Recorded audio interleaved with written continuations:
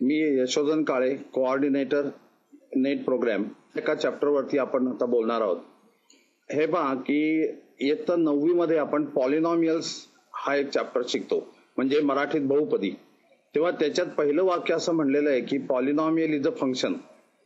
पण मग फंक्शन म्हणजे काय हे तिथे सांगितलेलं नाही किंवा त्या शब्दाचा अर्थ तिथं बोललेला नाही, आणि म्हणून मुद्दामून मी ते प्रकरण आधी तुम्हाला डिस्कस करून घेणार आहे. कारण तुम्ही घातांक पण शिकता आणि घातांकामध्ये सुद्धा आपण असं म्हणतो की इट्स अ फंक्शन. मग हे फंक्शन म्हणजे काय, तर ती आता आपण शिकूया. आता many times in our everyday life we use statements of the type Dipti is taller than Saku, Kavita and Sarika are schoolmates, Narendra and Sudhakar work in the same office. In these examples, we try to relate two persons by some rule. आता mathematics मध्ये जर पाहायचं झालं तर 9 is less than 11, 64 is cube of 4, 3 and 4 are factors of 12, 17 and 23 are prime numbers, etc. पुढच्या उदाहरणामध्ये मी असं घेतलंय की 3 पर्सन घेतलेत. ए इक्वल टू मंगेश, मंगल, सुमेध, आणि बी सकाळ, लोकसत्ता टाइम्स डीएनए, म्हणजे ती वर्तमानपत्र आहेत.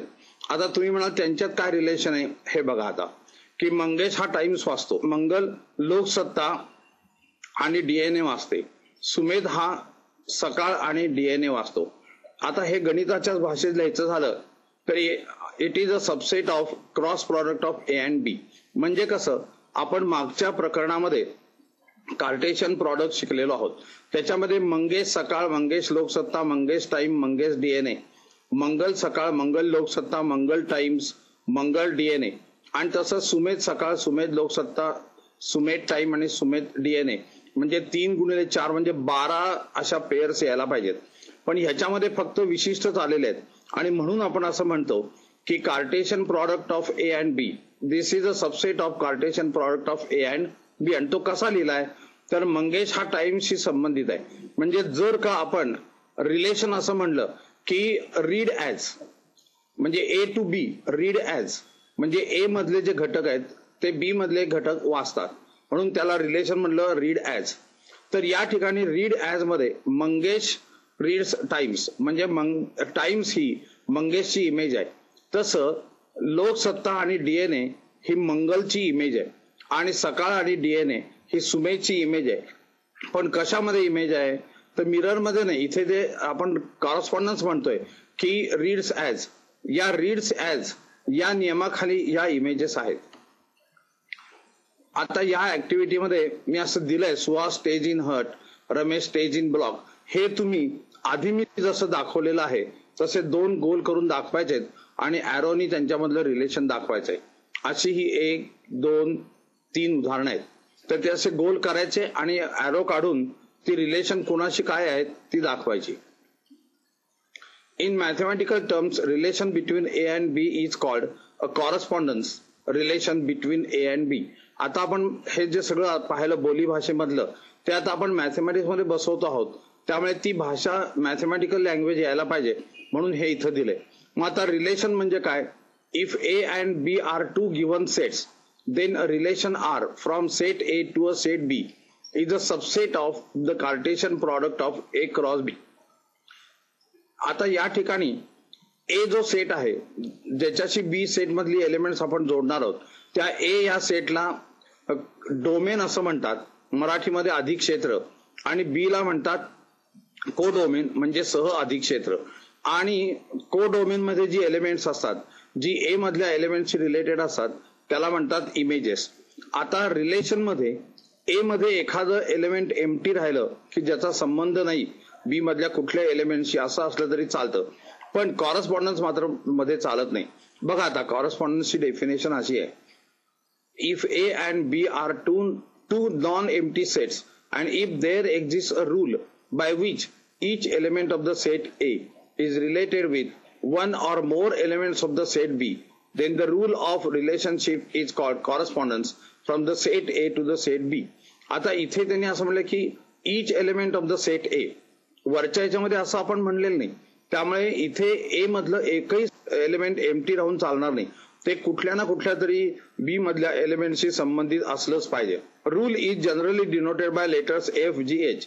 जनरली हे कन्व्हेन्शन आहे, आपण कुठल्याही लेटरने दाखवू शकतो, पण सर्वसाधारणपणे सगळ्या पुस्तकांमध्ये रिलेशन जे असतं, रूल जो असतो तो FGH अशा अक्षरांनी दर्शवला जातो. आता हे एक्झाम्पल जे आपण वरती पहिल्यांदा घेतलेलं आहे, परत तुम्हाला दाखवता लिहिलंय की F म्हणजे रिलेशन काय, ते स्टेज इन. मग सुहास कुठे राहतो? हट मध्ये राहतो, म्हणून F सुहास बरोबर हट. याचा अर्थ सुहास स्टेज इन हट. तसं F या रिलेशन मध्ये प्रसादची इमेज काय आहे, तर block etcetera. In this example elements in a set B are set to be images of elements in a set A under correspondence F stage in. आता F म्हणजे या उदाहरणामध्ये F ची डेफिनेशन किंवा रूल काय, stage in. Elements in set A which are related elements in the set B are known as codomain. आता set of images in known as range of correspondence. Range is equal to codomain or subset of codomain. आपण मगाशी असं म्हणलं की domain मधली elements ही codomain मधल्या काही एलिमेंट्सशी संबंधित असतात, तेवढ्यांचाच फक्त सेट जर केला तर त्याला म्हणतात रेंज. कारण या कॉरेस्पॉन्डन्स मध्ये ए हा सेट मध्ये एकही एलिमेंट राहून चालणार नाही, पण बी या सेट मध्ये काही एलिमेंट्स रिकामी राहिली तरी चालतील. आणि म्हणून इथं असं म्हटलेलं आहे की काही जर रिकामी राहिली तर range can be a subset of codomain, आणि जर राहिलीच नाहीत रिकामी तर range is equal to codomain. आता इथे काही आपण उदाहरणं घेतलेली आहेत, ABCDEF, आणि आता ह्याच्यावरचे मी काही प्रश्न विचारतोय ते आपण याची उत्तर देणार आहोत.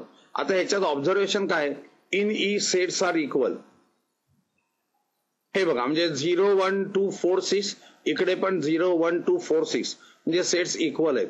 पुढे in ABCDF sets are not equal, कारण त्याच्यामधले एलिमेंट्स ही सेम नाही आहेत. In A to E at least one arrow starts from every element of the first set.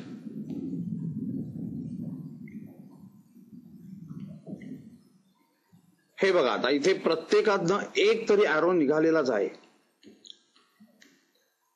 In CDE at least one arrow points to every element of the second set. आता इथे कसं केलंय CD आणि ह्याच्यामध्ये की ज्या बी मधल्या, म्हणजे हा दुसरा जो सेट आहे कोडोमेन मधला, त्याच्याकडे कमीत कमी एक तरी ॲरो आलेलाच आहे. Is there any diagram such that the first set contains an element from which an arrow does not start. आता आपण बघा, हा F मध्ये जर पाहिलं तर हा जो विश्वास आहे त्याच्यापासून एकही ॲरो निघालेला नाही. Is there any diagram such that the second set contains an element to which no arrow points. तर आता आपण जर मागे परत गेलो तर F मध्ये खो खो आणि क्रिकेट असे आहेत की ज्यांच्याकडे ॲरो आला नाही.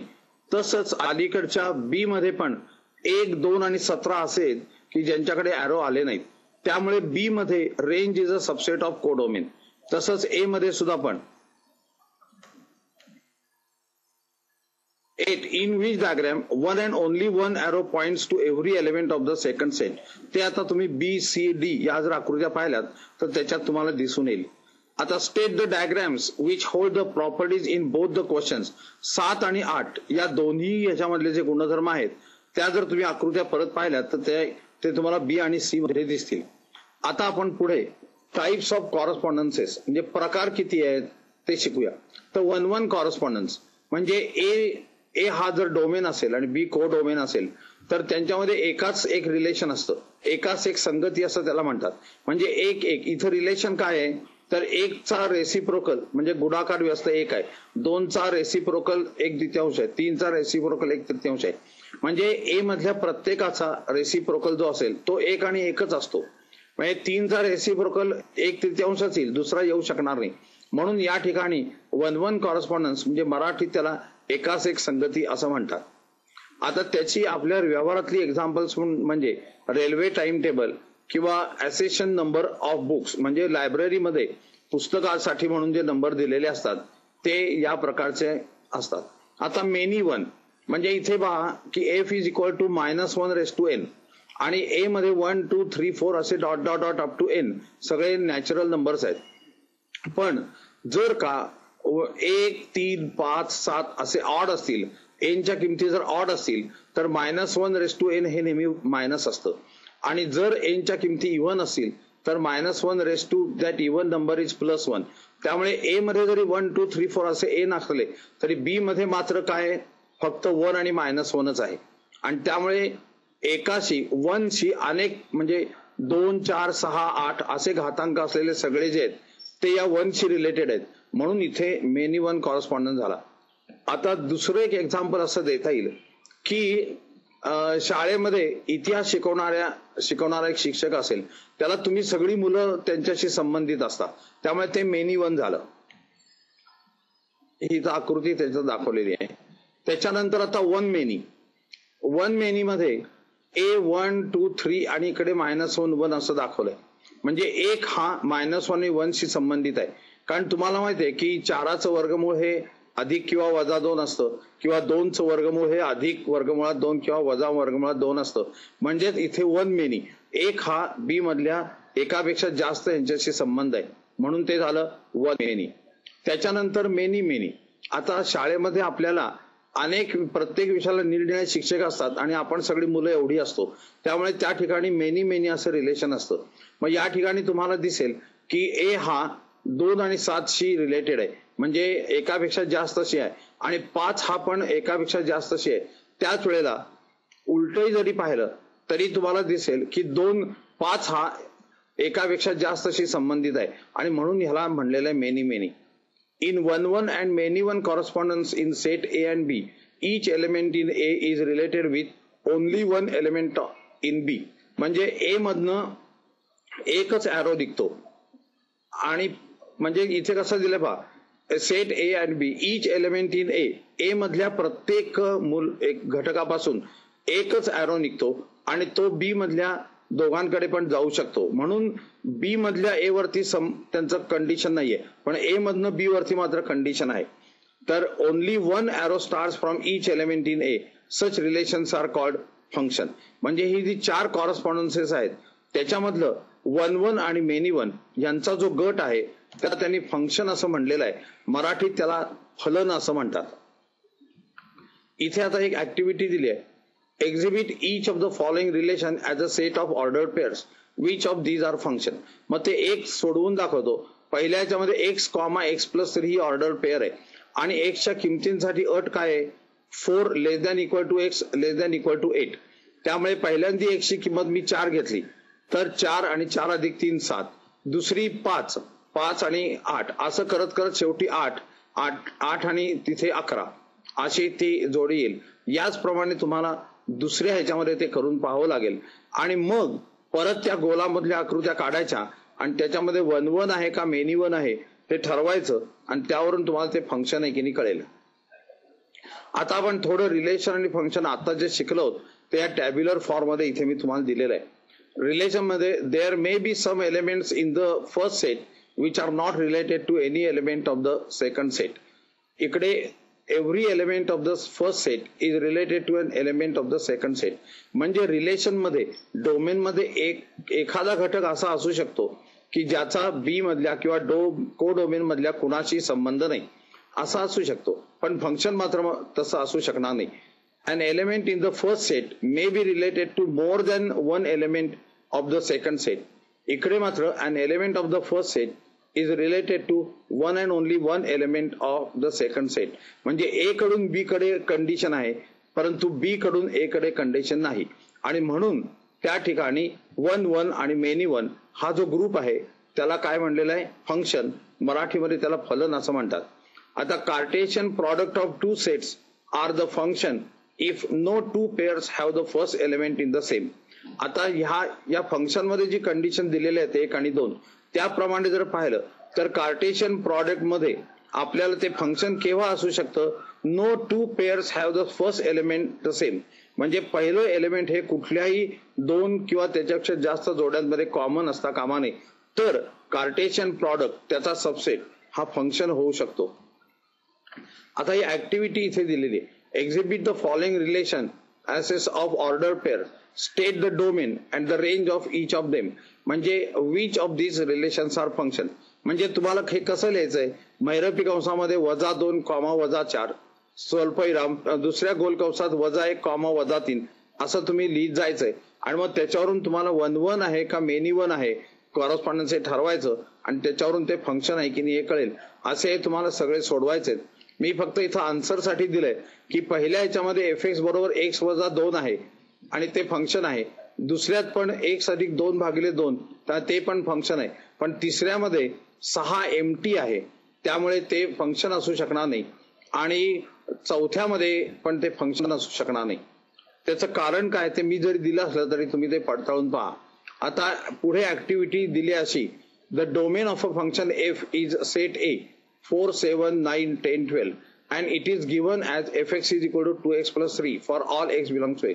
Exhibit the function as a set of ordered pairs and state its range. Find the range of each of the following. म्हणजे वरती मी जे दिलंय fx is equal to 2x plus 3 त्याच्यामध्ये एकदा 4 किंमत टाकायची, एकदा 7 टाकायची, एकदा 9 टाकायची आणि fx च्या किमती काढायच्या. म्हणजे फॉर एक्झाम्पल 4 जर टाकली तर 4 दोन्ही 8 आणि 3 11 म्हणजे पहिली 11 येईल म्हणजे 4 11. नंतर 7 दोन्ही 14 आणि 3 17 म्हणजे 7 आणि 17 अशा आपल्याला जोड्या तयार करता येतील आणि मग त्याच्यावरून आपल्याला ते फंक्शन आहे की नाही हे तुम्हाला ठरवता येईल. अशाच प्रकारे हे खाली उदाहरण सोडवायचे. आता पहिली fx आणि gx आहेत ही सोपी आहेत पण gx मध्ये एक लक्षात घ्यायला पाहिजे की -4 less than equal to x less than equal to 3 आहे.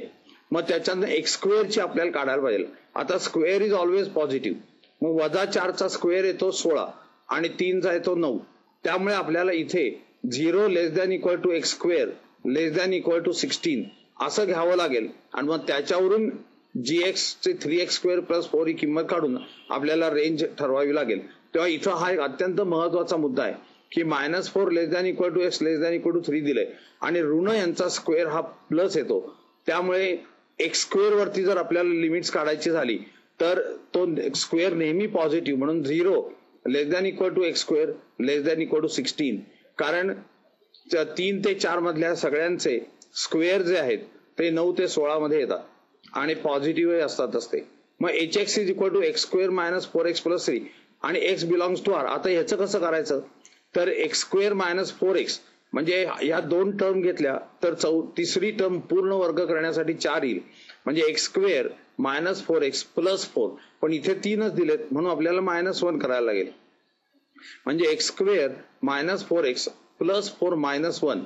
मग पहिल्या 3 टर्म घेतल्या तर x मायनस 2 ब्रॅकेट स्क्वेअर येईल x मायनस 2 ब्रॅकेट स्क्वेअर -1 म्हणजे स्क्वेअर ऑलवेज पॉझिटिव्ह म्हणजे hx हा नेहमीच -1 पेक्षा मोठा असणार आणि म्हणून मग आपल्याला या ठिकाणी रेंज काय येईल तर hx is greater than equal to -1. याच्यावरती जरा नीट विचार करा. हे दोन्ही प्रॉब्लेम जास्त कन्सेप्च्युअल आहे. पुढे आता types of function. Wien range of the function is a proper subset of the codomain. म्हणजे इथे दिलेलं आहे पहिल्याच्यात की 1 1 2 4 म्हणजे इथे रेंज येते 1 4 9 आणि 16 पण कोडोमेन मध्ये मात्र 1 4 9 16 आणि 25 अशी एलिमेंट्स आहेत. म्हणजे रेंज ही बी चा सबसेट आहे म्हणजे कोडोमेनचा सबसेट आहे त्याला म्हणतात इनटू फंक्शन. आणि इकडे दुसरं जे शेजारी उदाहरण दिलंय त्याच्यामध्ये रेंज 1 4 9 16 25 आणि कोडोमेन सुद्धा 1 4 9 16 25 असल्यामुळे इथे कोडोमेन आणि रेंज इक्वल आहेत म्हणून त्याला म्हणतात onto function. Composite function म्हणजे एफ आणि दोन जी असे 2 फंक्शन्स आहेत. म्हणजे ए मधली एलिमेंट्स ही बी मधल्या एलिमेंट्सशी रिलेटेड आहेत आणि बी मधली एलिमेंट्स ही सी मधल्याशी रिलेटेड आहेत म्हणून ए दोन्ही मिळून झालं ते एफ आणि जी म्हणून त्याला कॉम्पोजिट फंक्शन म्हटलं. त्याला आपण एच असं नाव दिलेलं आहे. म्हणजे ए कडून सी कडे जर जायचं झालं तर त्याच्यामध्ये काय येतं तर ए मधला एक्स सी म्हणजे ए टू बी एफ एक्स आणि बी टू सी फंक्शन जी आहे म्हणून जी ऑफ एफ एक्स असं लिहिलं झालं. म्हणजे ए आणि सी जर जोडायचं झालं तर त्याला आपण एक निराळ नाव एच जर दिलं तर that is g of f x आणि तेच निराळ्या प्रकारे कसं लिहितात तर जी मध्ये एक बारीकसा गोल आणि पुढे एफ याचा अर्थच जी ऑफ एफ एक्स. हे बघा याचं उदाहरण कसं दिलंय तर ए टू बी आणि सी तर ए मधला 4 हा बी मधल्या एकाशी संबंधित आहे आणि बी मधला 1 हा सी मधल्या 15शी संबंधित आहे आणि म्हणून शेवटी या ठिकाणी ए टू सी काय आहे तर 4 हा 15शी संबंधित आहे. ए मधला हा आता 5 5 हा बी मधल्या 3 आणि बी मधला 3 हा याच्या 9 आणि म्हणून तिकडे काय आलं 5 हा 9 संबंधित आहे. म्हणजे 4चा 1, 1चा 15 म्हणून शेवटी 4चा 15. यालाच काय म्हणतात कॉम्पोजिट फंक्शन असं म्हणतात. आता त्याच्यावरचं काही उदाहरण आपण घेतलं. fx is equal to x minus 5 आणि gx is equal to x square minus 1. तर विचारले काय find f o g and g o f. याचा अर्थच एफ ऑफ जी एक्स आणि दुसऱ्या येतात जी ऑफ एफ एक्स.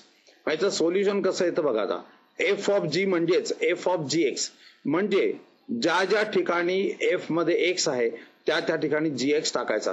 म्हणून एक्स मायनस 5च्या ऐवजी काय आलं जी एक्स मायनस 5 आलं. आता इथे जी एक्स ची किंमत टाकली एक्स स्क्वेअर मायनस 1 आणि परत तो मायनस 5 आहेच म्हणजे झालं एक्स स्क्वेअर मायनस 6. आल्या लक्षामध्ये. म्हणजे आता एफ ऑफ जी एक्स हा येतो एक्स स्क्वेअर मायनस 6. त्याचं उलट केलं जी ऑफ एक्स मग जी ऑफ एफ एक्स म्हणजे जी मध्ये जिथं जिथं एक्स आहे तिथं एफ एक्स टाकायचा. म्हणजेच त्या ठिकाणी तिथे काय येईल तर एक्स स्क्वेअर जो आहे त्याच्याऐवजी तिथे येईल एक्स मायनस 5 ब्रॅकेट स्क्वेअर. ए चा बी शी संबंध असतो तेव्हा बी चा ए चा जो संबंध असेल त्याला म्हणायचं इन्व्हर्स फंक्शन. म्हणजे ए टू बी आणि नंतर बी टू ए म्हणजे उलट आलं म्हणून त्याला म्हणलं इन्व्हर्स फंक्शन. पण आता असं बघा आपल्याला माहिती आहे की 1 1 आणि मेनी 1 असेल तर फंक्शन असतो. मग जर मी 1 1 मध्ये ठीक आहे 1 to 1 असं उलट आलं तरी 1 to 1 येतं. पण मेनी 1चं मात्र उलट आलं की 1 मेनी झालं त्यामुळे ते फंक्शन होऊ शकणार नाही. आणि दुसरी गोष्ट की फंक्शन मध्ये डोमेन मध्ये काही राहता कामा नाही. आता इथे ए चं जे डोमेन आहे ते इन्व्हर्स को डोमेन होणार आणि एफचं जे को डोमेन आहे ते इन्व्हर्स डोमेन होणार. त्यामुळे जर का या ठिकाणी बी मध्ये एखादा घटक राहिला असेल तर बी टू ए हे फंक्शन होऊ शकणार नाही कारण बी मध्ये एखादं एलिमेंट तरी रिकामं राहील. आणि म्हणून जर फंक्शन 1 1 अँड ऑन टू असेल तरच फक्त त्याला इन्व्हर्स असू शकतो नाहीतर इन्व्हर्स असू शकत नाही. मग इथं असं दिलंय की एफ ऑफ 2 म्हणजे 4 म्हणजे 2 चं एफ मधनं संबंध येतो 4. मग इन्व्हर्स असेल तर एफ इन्व्हर्स म्हणजे एफच्या डोक्यावरती -1 लिहितात पण तो घातांक नाही बरं का.